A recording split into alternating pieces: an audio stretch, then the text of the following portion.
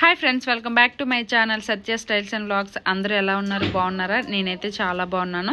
ఇది ఊరు నుంచి వచ్చిన తర్వాత నెక్స్ట్ డే వెన్స్డే వ్లాగ్ అనమాట. ఇల్లు అది క్లీన్ చేస్తున్నాను. ముందుగా అయితే మీ అందరికీ ఒక చిన్న రిక్వెస్ట్ అండి. మన వీడియోని చూసి లైక్ చేస్తే నా వీడియో అన్నది ఇంకొంచెం మందికి పుష్ చేయడానికి అవకాశం ఉంటుంది. సో చూసిన వాళ్ళందరూ మన వీడియోని లైక్ చేసి మన ఛానల్ ఎవరైనా సబ్స్క్రైబ్ చేసుకునే వాళ్ళు ఉంటే సబ్స్క్రైబ్ చేసుకోండి. ఇంకా నేను ఇక్కడ ఇల్లు క్లీన్ చేయడం స్టార్ట్ చేశాను, కానీ ఇక్కడ మేము వచ్చిన దగ్గర నుంచి ఫుల్గా వర్షాలు అనమాట. అసలు ఎక్కడ గ్యాప్ ఇవ్వట్లేదు. గ్రాసరీస్ తెచ్చుకుందామన్నా కూడా ఖాళీ లేదు. ఇంకా సరే మా వారు ఎలాగో ఈరోజు రిపోర్టింగ్ ఉందని చెప్పి తొందరగా బయలుదేరారనమాట. నేను ఇంకా మా వారు టిఫిన్ ఏం చేయలేదండి. ఈరోజు మ్యాగీ ఉంటే మ్యాగీ ఒక్కటి చేసేసాను. ఫస్ట్ అయితే ఇల్లు అంతా శుభ్రం చేసుకొని తర్వాత స్నానం చేసుకొని వచ్చి ఈరోజు వెన్స్డే కదని చెప్పి పూజ కదా అది శుభ్రం చేస్తున్నాను అనమాట. ఇంక ఈరోజు నుంచి అయితే దీపారాధన చేసుకోవడం స్టార్ట్ చేయొచ్చు కదా అన్నట్టు. ఇంకా చాలామంది అయితే మన షార్ట్ వీడియోలో అడిగారు, అక్క ఏంటి మీ పూజ గది అంత చిన్నగా ఉంది, ఏదో ఒక చెక్క బల్ల లాంటిది పెట్టుకున్నారని. ఇక్కడ మనకి ఇంటి దగ్గర ఉన్నట్టు పూజ రూమ్లు అవి ఏం సపరేట్గా ఏమి ఉండవండి. ఇక్కడ ఏంటంటే ఒక బెడ్రూమ్, ఒక కిచెన్, ఒక చిన్న హాల్ ఉంటుంది.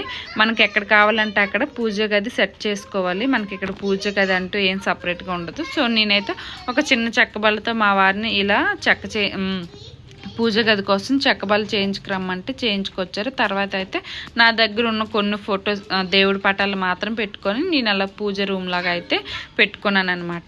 ఇంకా పూజ అది చేసేసిన తర్వాత ఇక్కడ మధ్యాహ్నం లంచ్లోకి అయితే వెజ్ రైస్ చేస్తున్నాను అనమాట. వెజ్ రైస్ ఎందుకు చేస్తానంటే మా వారిని అడిగాను, పప్పు ఏమైనా చేసేస్తానంటే లేదు, ఇప్పుడు నువ్వు అదంతా క్లీన్ చేసుకుంటున్నావు కదా, వెజ్ రైస్ ఒకటి చేసి చాలు, అది వాతావరణం చల్లగా ఉంది కదా, వేడివేడిగా తినేద్దామంటే నేను ఇక్కడ వెజ్ రైస్ చేస్తున్నాను అనమాట.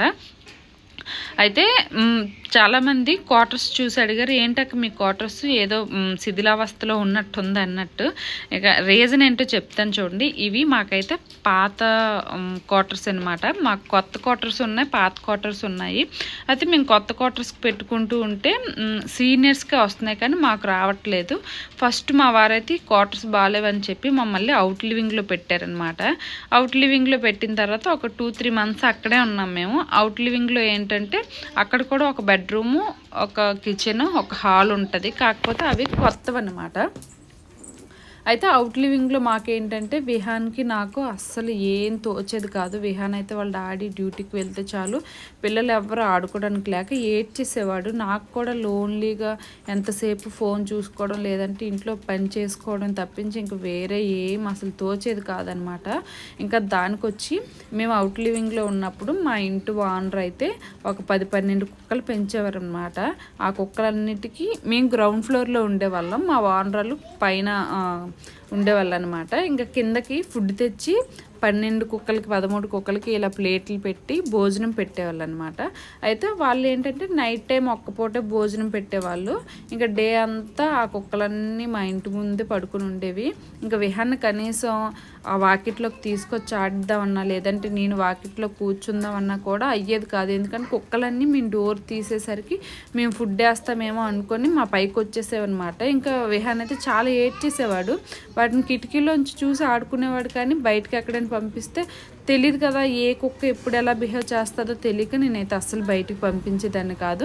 వాడేమో చిన్నపిల్లోడు, కనీసం ఆడుకోవడం కూడా తెలియదు వాడికి. ఎంతసేపు నేను ఆడిస్తే ఆడేవాడు, లేదంటే ఏడ్చుకుంటా నా వెనకే తిరిగేవాడు. ఇంక ఇలా కాదు, పాత క్వార్టర్స్ అయినా పర్వాలేదని నేను అడ్జస్ట్ అవుతాను, మీరు దయచేసి అప్లై చేయండి అంటే ఇంకా అప్లై చేసిన తర్వాత మాకైతే ఈ పాత క్వార్టర్స్ వచ్చాయండి. ఈ పాత క్వార్టర్స్లో అయితే ఏంటంటే ఒక హాలు, కిచెన్, బెడ్రూమ్ మాత్రం ఉంటుంది. ఇంకా అందులోనే అడ్జస్ట్ అవ్వాలి. కొత్త క్వార్టర్స్కి అప్లై చేస్తున్నాం, కానీ ఇంకా సీనియర్స్కి వస్తున్నాయి అనమాట. ఇంకా మా వారైతే జూనియర్ అనమాట. ఇంకా అందుకోసమనే రావట్లేదు మాకు. ఇంకా ఎలాగో ఈ 1 year కదా ఉంటాం అని చెప్పి ఇక్కడ అడ్జస్ట్ అయిపోదాం అంటే మా వారు లేదులే పెడతాను, ఒకవేళ కొత్త కోట శాంక్షన్ అయితే అందులోకి షిఫ్ట్ అయిపోదాం, లేదంటే ఇంక ఇందులోనే అడ్జస్ట్ అయిపోదామని చెప్పి ఇంక ఇక్కడైతే అడ్జస్ట్ అవుతున్నామంట. అది మాత్రం మా క్వార్టర్స్ మ్యాటర్. ఇంక ఇక్కడికైతే నేను వెజ్ రైస్ చేసేసాను. ఈలోగా మా వారు ఫోన్ చేసి మన కింద క్వార్టర్స్ అన్న వాళ్ళ మిస్సెస్ ఊరికి వెళ్ళారంట, నువ్వు అతని కోసం కూడా లంచ్ ప్రిపేర్ చేసి అని చెప్పారు. ఇంకా నేనైతే అతని కోసం కొంచెం కొంచెం వెజ్ రైసే ఇంకా మాకు అలాగే ఏం చేసుకోవట్లేదు కదని చెప్పి అతనికి కూడా కొంచెం ఒక గ్లాస్ ఎక్స్ట్రా వెజ్ రైస్ అయితే ప్రిపేర్ చేస్తున్నాను. ఇంకా మాకైతే అలాగోలా ప్లెయిన్ దన్న తినేస్తాం, కానీ అతను కనీసం రైతా అన్న ఇవ్వకపోతే బాగోదు కదని చెప్పి రైతా చేద్దామని నేను ఇక్కడ ఆనియన్స్ అవి కట్ చేశాను. అదేంటి మీ కింద క్వార్టర్స్ అతనికి వైఫ్ లేకపోతే మీరు చేస్తున్నారు అనుకుంటున్నారా? ఇక్కడ మా క్వార్టర్స్లో ఏంటంటే ఒకరు వైఫ్ లేనప్పుడు ఇంకొకరు ఫ్యామిలీ వండేసి ఇవ్వటం, లేదంటే ఎవరైనా హస్బెండ్స్ డ్యూటీకి వెళ్ళినప్పుడు వాళ్ళకి ఏమేమి నీడ్స్ కావాలో అవి వాళ్ళు తెచ్చిస్తారనమాట. అలా ఉంటేనే ఇక్కడ మేము సర్వే అవ్వగలుగుతాము. ఇంకా వెజ్ రైస్ అయితే ప్రిపేర్ అయిపోయింది. ఇంకా అతనికైతే నేను ఇచ్చేసి వచ్చి ఇంకా మా వారికి విహాన్ కూడా పెట్టేశాను. వాళ్ళైతే తినేసి పడుకున్నారు. నాకైతే ఇక్కడ పనులన్నీ అయిపోయాయి. ఇంకా నేనైతే ఇక్కడ లంచ్ కూడా తినేసి కొంచెం సామాన్లు ఉంటే అవి తోముకొని పడుకోవాలన్నమాట. ఇదండి మా క్వార్టర్స్ మ్యాటర్ అనమాట. ఇంకా మా వారు ఏం చేస్తారు, మాది ఏ ఊరు అన్నది నెక్స్ట్ వ్లాగ్లో ఖచ్చితంగా చెప్తాను. అంతవరకు మన వీడియోని చూసి లైక్ చేసిన వాళ్ళందరికీ థ్యాంక్ యూ సో మచ్ అండి. అలాగే ఇంక ముందు వచ్చే వీడియోస్ని కూడా చూసి లైక్ చేసి మన ఛానల్ని సబ్స్క్రైబ్ చేసుకోండి. మీ సపోర్ట్ ఎప్పుడు ఇలాగే ఉండాలని కోరుకుంటున్నాను. అంతవరకు టాటా.